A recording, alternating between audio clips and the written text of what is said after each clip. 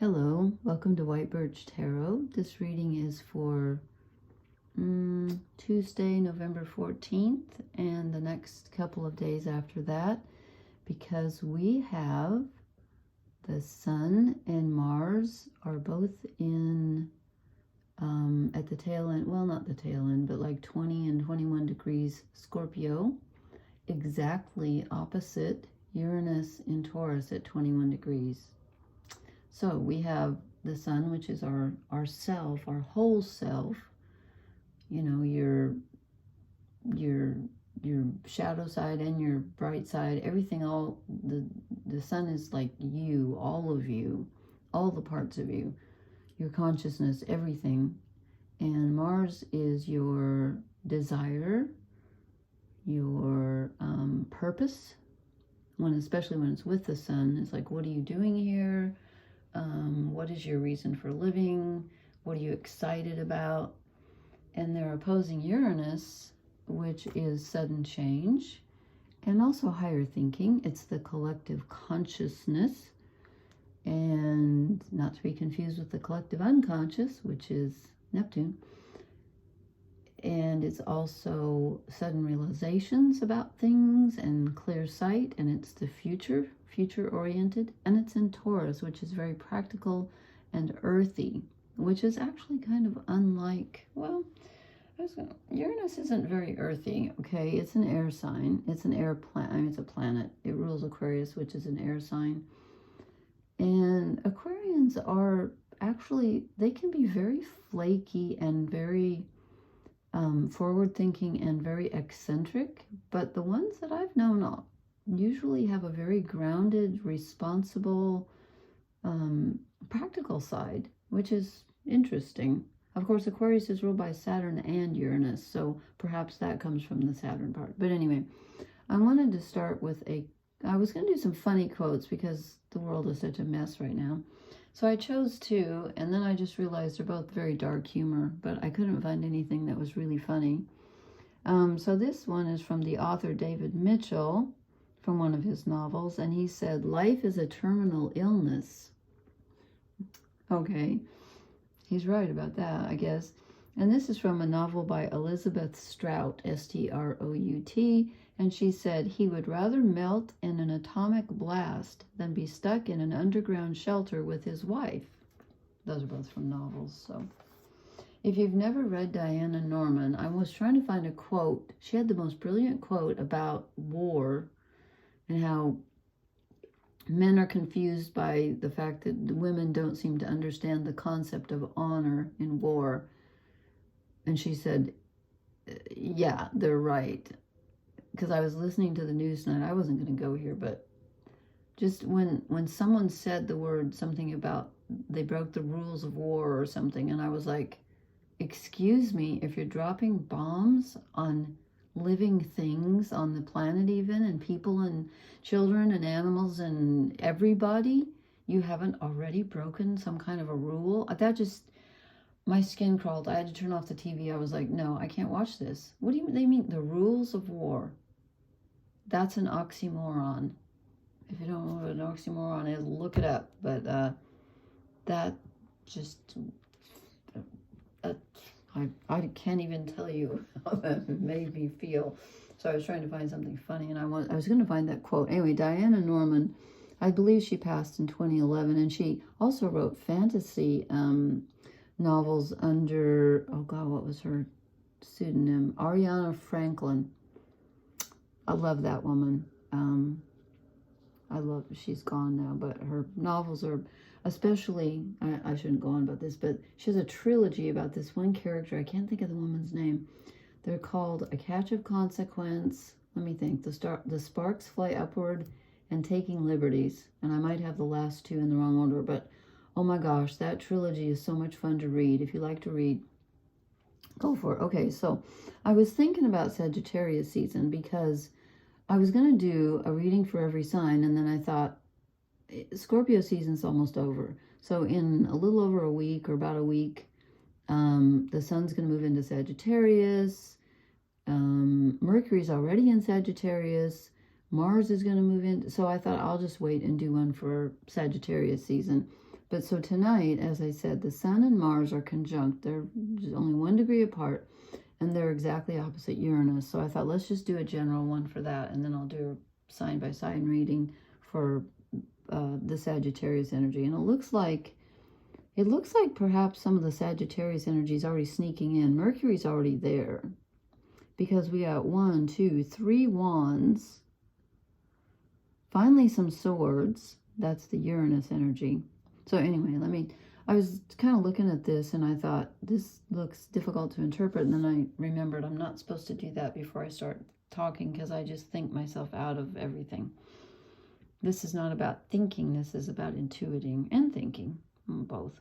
Okay. We got this last time. In fact, a couple of these cards, the first 2 cards that came out, the first 3 out of 4 that came out, we got last time. So we're being hit over the head again with the Ace of Wands. But this is good. This is the Sun together with Mars. Mars is our initiative. It's our desire. It's our Kundalini energy of what do we want to accomplish on a physical level. What do we desire? What do you want right now? What do you want to do with your time? Okay. And this is an inrush of energy coming in, hopefully. I'm not feeling that so much. I've been really tired. But anyway. Then we go to the 4 of Cups, which is emotional stagnation again. You're not quite as excited as you should be about this Sun and Mars together. Maybe it's because of what's going on in the world. I find it very depressing. I can't believe it's 2024 and we're still anyway. I don't want to talk about that anymore. Okay, so the 4 of Cups is emotional stagnation and boredom. And sometimes it can just be not really being sure where to put your emotional energy, but it's a real lull in your emotional energy. You might be feeling kind of blah right now, which is weird because that's the total opposite of the Ace of Wands. So, not quite sure your body and your something might want to go, and the emotions are not catching up. They're like, nah, or I can't get excited about that. Then we get the Queen of Wands. Okay, now she's a very passionate woman. This could be you being in control of your emotions and feeling a great deal of passion and wanting something passionately and wanting to accomplish something very strongly. Or you could be dealing with a woman who has very strong passions and desires, and it can be sometimes rather difficult to deal with. So I don't know if this is, let's see if this is us, and again, it might depend on your situation. Let me think. What am I feeling here? I'm kind of feeling like it might be somebody else, but I am not sure. Then we had this one a couple nights ago too, the 2 of Pentacles. And Dogstar Tarot left me a nice comment about this being kind of torn between the past and the future, because that's what the reading was about last time. And I think it was. That's a really brilliant comment, I think. And tonight, I'm feeling like we are being pulled in 2 directions. I feel like there's an internal struggle. I don't know why I get that from this tonight, but I really feel like this is an internal struggle. And I just noticed last time, I didn't say anything, but he's got a fox's tail. So it's about being cunning and knowing which way to go. But I really feel like there's an internal struggle going on inside us where 50% of us says, I want to do this wholeheartedly, and 50% of us says, I don't want to do that at all. We're juggling two things that we want and don't want at the same time, I think. But then we get another 2. But we get the 2 of Cups, the romance card. And in this deck, it's clearly romance. Again, anytime these cards can always be outer, they can also be inner. This could be the union of something within you. Maybe you finally emotionally come to accept. I don't think you're going to overcome this dualism because it's too strong, but you might be able to emotionally accept the fact that you have some dualistic something going on in your life where you're torn in two directions. I feel like this is a reconciliation. It could be romance for some of you lucky people. But I'm feeling more like it's a reconciliation inside yourself of, okay, I feel two ways about this situation, but that's okay. I'm going to allow both of the ways to exist within me, and I'm not going to fight them. However, then we get the Three of Swords, the heartbreak card, the being wounded card. So, we are dealing with some kind of heartache here, and it's seconded by the next card, which is the Ten of Swords.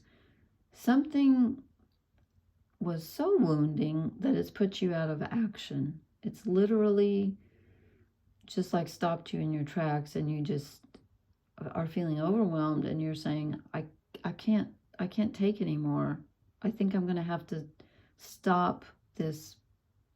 If it's a relationship, a path, I don't feel like it's a relationship, because with the Two of Cups, I would doubt that. But there's something, maybe it's a hurt from the past, I don't know. Or it could be just a current hurt, that you are just feeling like you're laid out on the rock, like she is, like, I'm done. And that's kind of with the Four of Cups, where you have to tune out almost emotionally, because you just can't take anymore. You just can't take any more heartache right now. And yet we get the Ace of Wands and the Queen of Wands, which is some desire coming in, and the Two of Cups. So it's not all bad. It's either going to lead to something good, where we accept the strife that we're feeling. It's gonna be okay. Okay, and there's that, what's that other quote? Is that on the first page? Yeah. Everything works out in the end. If it hasn't worked out, it's not the end. That's kind of more apt for this reading. And then the last card is another wand. We get the Page of Wands. I love the rabbit or hare or whatever it is. One of my favorite animals. Anyway, the Page of Wands brings good news, okay? It can sometimes be incomplete information, because it's just the beginning of something. But I'm feeling like he's bringing in some good news that we really need to hear coming out of these sword cards. And, you know, this card came out with the Hierophant, and I wasn't sure which one was the overall energy card and which one wanted to be in the reading. So I just kind of chose because they were together. And I thought, well, the Hierophant is a major arcana. And, you know, we didn't get any last time, and this is the only one we get this time, which is weird because we have so much going on. How do you pronounce his name? Taliesin? That's a beautiful name, I think. I remember him. I used to read, I love mythology, and I read Welsh mythology. I need to go back and reread it because I've forgotten everyone, but I loved it. So he's the Hierophant. He's the guy in charge. He's the one who makes the rules. He keeps order and not structure, not like Saturn exactly. More like, who would I say? Not exactly like Jupiter either. He's, in the other decks, he's Chiron, the wounded healer, but he brings order and he brings stability. I love that he's got a lyre here and cups. So he's about healing, but he's also about restoring order to things that have been broken down. And something has clearly been, you know, and I hope I have my camera on bright enough. Hope you can see these. I don't know if that's the light in this room or because I turned the iPad down. Oops. Anyway, overall, let's draw. Let me draw an overall. You know what? I'm not gonna draw. I will draw perhaps. I just want to. I don't know. I wanted to reach for the Wildwood Tarot tonight, and then I chose these, and so I'm going to try to clarify. Not clarify. Just add to. I'm going to draw a couple of Wildwood Wildwood Tarot cards just to see what their take on. Okay, 3 want to come out now. We get this. We've had this 3 times in a row. The 8 of Cups, rebirth. Okay, this is Scorpio energy. We still have the Sun and Mars moving through Scorpio. And Scorpio is rebirth. Something is starting anew. Something is ending. Clearly with the 10 of Swords, something is ending. And with the Ace of Wands, something is starting anew. We have a new cycle. I'm just going to draw one more. I just slurred that like I was drunk. I don't drink, so. Oh, how interesting. We get the Archer. Here comes Sagittarius. Here's Mercury and Sag. Let's see. Now they have a different, I have to look at they switched it all up. So what do they call that? The Chariot. This makes no sense to me. Why is the Archer the Chariot? He has 2 dogs. I don't understand that. I looked this up online because I didn't get a book with this. And it said number 7 is the Chariot. That doesn't look like a chariot. Okay, anyway, I'm saying this is Sagittarius energy that's getting ready to come in. And also, this person is aiming at a very particular goal, which when you get the Sun and Mars together, that should be the case, that you focus on something and say, this is what I want. This is what I want to do with my time. This is what I want to accomplish. I feel a desire to do this, a singular desire. I know what I want to do. The Queen of Wands knows what she wants to do. And then we get torn in 2 directions with the 2 of Pentacles. We get stagnant with the 4 of Cups. We do have union with the 2 of Cups, though. So maybe we're moving out of this contentious energy, and I think this is in the future. Excuse me. I think when we move into Sagittarius energy, which we are going to do within like a week, what did I say? The Sun goes in on the 22nd, Mars goes in on the 24th of November, and Mercury's already there. So it's not long. We're getting ready. I think the clear-sightedness that we're going to get from Uranus is going to help us figure out our path forward. Right now, I don't think you're feeling it so much, but you will. Okay, you will. I should say we will, because I'm part of this collective too. Okay, what is this bottom card wants to come out? I'm drawing really, we keep drawing these really positive oracle cards. Okay, milk and honey, really. And I love the baby elephant bathing in that. So things are going to improve. Let me draw one more. This right now, I feel like the energy is really intense. And it's making me very I just have to say nervous. That's Uranus, though, to me. I feel like my finger's plugged into a light socket. Okay, co-create. Well, that's the Sun together in Mars, and we did get the rebirth card, so there's the Owl of Wisdom and perhaps strength. I don't know. Co-create. Okay. I guess we get to be a part of this, and you know, we have some choices to make here. With the 2 of Pentacles, we have a significant choice, and with the Ace of Wands coming in, like I said, how do you want to use your time and your energy? What is your purpose? I feel like this is about purpose. And with this card, the old is dying, the new is coming in. I know the cards have been saying that for a long time, but I think this is really coming to pass now. And I really feel like when everything starts moving into Sag, we're going to feel an uptick in energy. I'm just going to draw one. I forgot I was going to draw one animal spirit card because that was nice last night, or whenever I did it. No, it wasn't last night. It was the night before. The horse spirit, freedom. Love that. Okay, we get beaver spirit. Lay a solid foundation. Okay. All right. I don't see a lot of other pentacle stuff here, but there go the cards all over the floor. Lay a solid foundation.